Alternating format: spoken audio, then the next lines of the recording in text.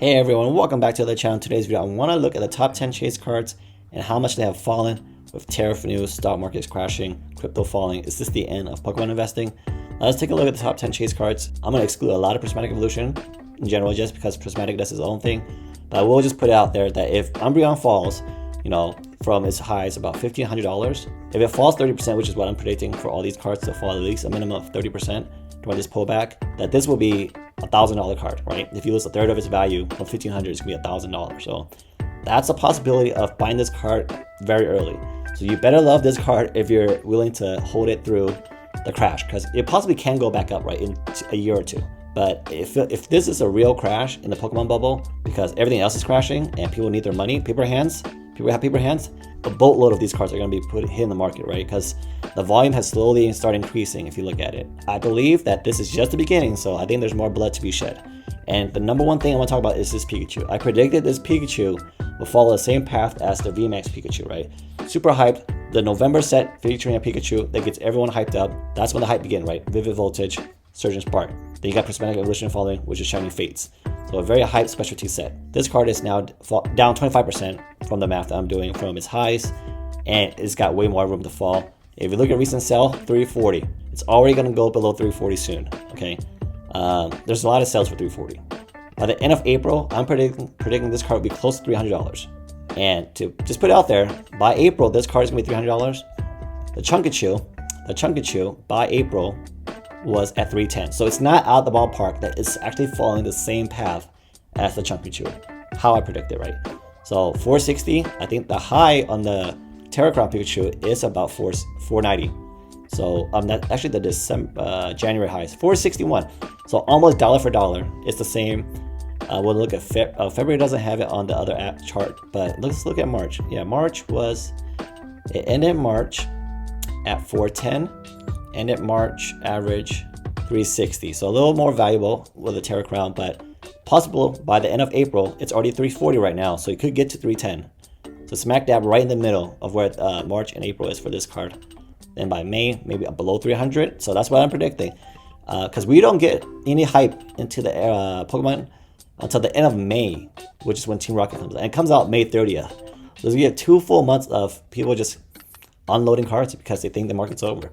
Because Team Rocket Set can definitely bring up the market again, but people are not going to be patient because they got to flip money real quick, right?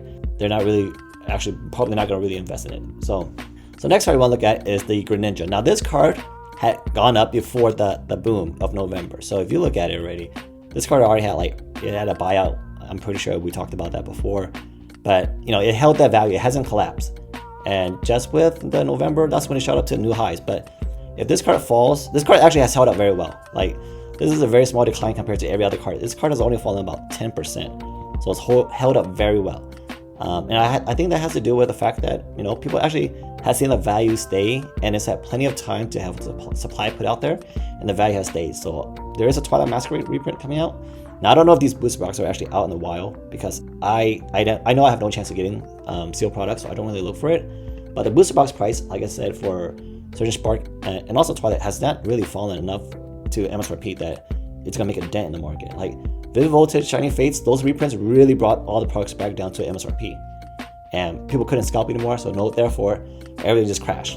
People can still scalp booster box of these sets if they buy them at MSRP or just even slightly below. So this one has actually held up very well. If it does fall 30%, price target would be about 287. That would be before the November hype. That's the last time. So I like to look at cards where they were before the hype, because I feel like the people who bought it during the hype are going to have paper hands because they bought into the hype.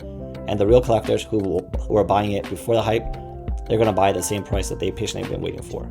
So another card we can look at is the Mew. This one has fallen very significantly. This one is the second biggest loser on this list, down 22% from a highs of 421 down to 329, almost $100. And this card for sure is going to go below $300 because I'm seeing sale. Well, this is Japanese. But yeah, 330, 325, 325. Yeah, we got 2 months, guys. This card is going down to below 300. We look at 200 some. I would like to say it's going to get to, the 270 mark. I bet you it's going to get to 270. That's my prediction. Between 300 to 270, I think that's where it's going to fall to.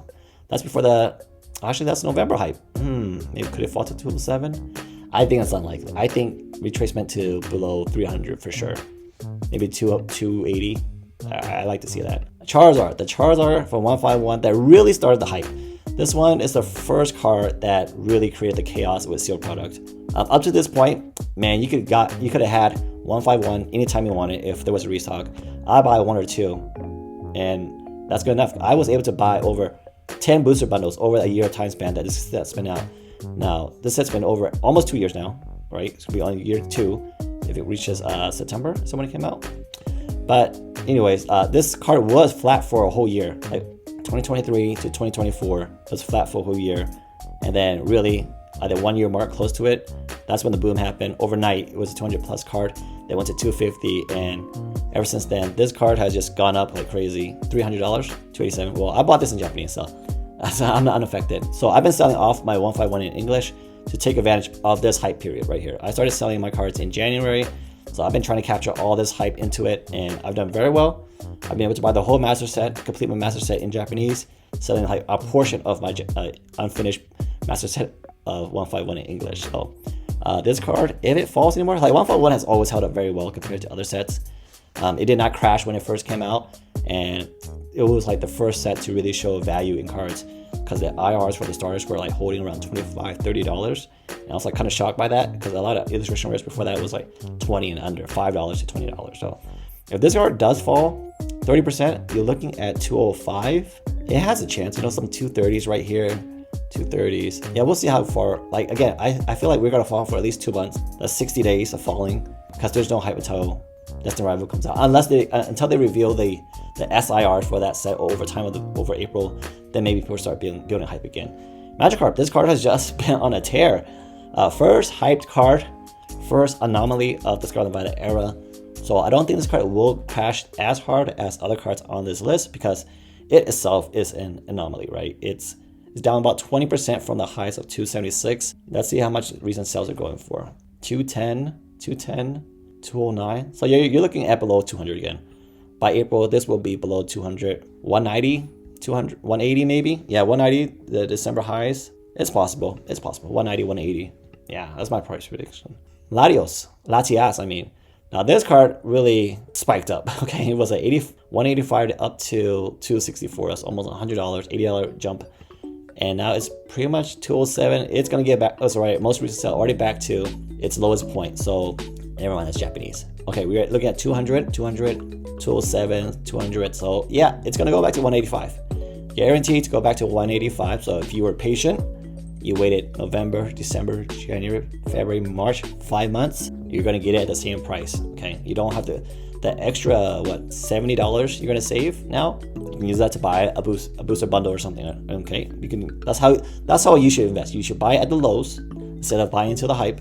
Use that money you save from waiting to buy something like sealed product. Sealed product is much safer than investing in singles when they're in the hype. So this one, if it falls 30%, you're looking at 185, which is pretty much, like I said, its lowest point, and it can definitely go much lower than that.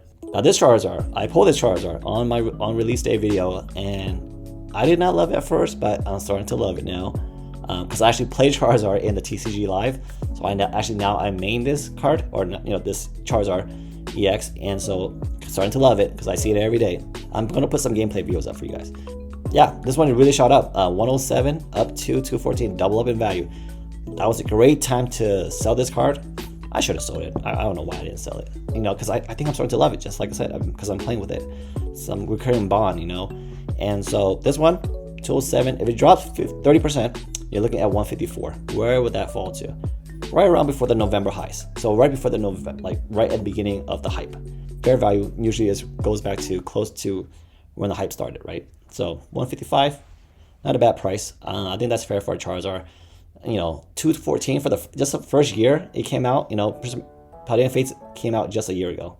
So it's a little too early for this to be up $200. I don't mind it being $200 like 3 years, 4 years from now. My low tick, this one's holding up very well. It is a very replayable card. I do hate facing this.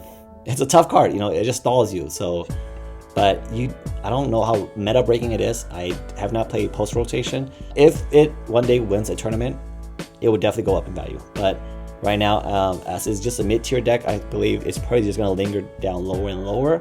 I could see it being like $100, right? Let's look at recent sales again. 120, 120, 120. And you know, if people want to offload this card, this one's going down below 100 real quick, just because it's not that much above $100. Raging Bolt. Now this card is definitely not going to go down in value. I'll tell you that right now. This card is a menace in the TCG. It's just going to keep going up in value, I think.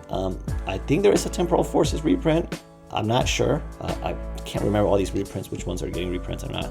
But as long as it's meta relevant, top 3 deck, I don't think this card should go down, just because there's players that need this card. I tried playing this deck, but it's not my favorite deck to play because I don't want to play with Ogre Palms. But it's a good deck, you know. I think more people will need it. They do need to run 3, and you want to bling on your deck, you're dropping $300 for it, and that's why you don't see any dip in this card. And Groudon, one of my top 3 chase cards, and one of the top 3 favorite artworks of the SV era, and one of my favorite cards in general. Like, just badass, menacing card, everything I want. Whole world is falling apart, and it's hold up very well. To my surprise, this card is not crashing. I feel like this card, everyone just agrees, is one of the most badass looking card in your collection. And to my surprise, it's only down what, like percentage wise, probably like 10%, right? 105 to 93, like 10%. Can it fall 30%? My math says if it falls 30%, it'll be a $76 card, which is right around the December, November area. So again, all I'm predicting for these cards are that they will fall back to where the hype began, the price where for the hype began. And I think that's fair assumption, just because if you remember the alt art run up, a lot of cards retrace back to where they were after the spring run up, right? And now they're going back again. I'm not really paying attention to alt arts as much anymore, just because of the bygone era. And then Trainer Gallery did the same thing. Actually, most Trainer Gallery cards shot up and gave everything back. And so until this recent run up again. So just know, if you bought cards during the peak, you're probably not gonna make your money back until there's another hype cycle. But I could be totally wrong. This is just how I look at card value. I always expect them to fall back after the hype period. And I think with the fact that Journey's together, you can't really scalp it, at least not the booster bundle and the ETB, or the margins are so little, it's not really worth it after fees, that maybe people are just losing interest. And the fact that there's tariffs affecting what you can import and stuff or sell, who maybe you would sell to outside of the US, and that's one less customer to sell to. And also the fact that, you know, we got 2 months until Team Rocket comes out, and we'll see if that set brings the hype back in, or this might just be a temporary pause, right? Maybe the tariff news is not real news that's affecting this, and just people in general are just taking profits right now, and collectors who have been waiting patiently might want to buy this Pikachu at $200, and that might be the floor, right? So that's just my thoughts. Let me know what your thoughts are about how low these cards can go, or what you think that what's going to happen with Pokemon in the next few months. This is just a fun experiment to talk about. So thank you guys for watching, and I'll see you guys next time.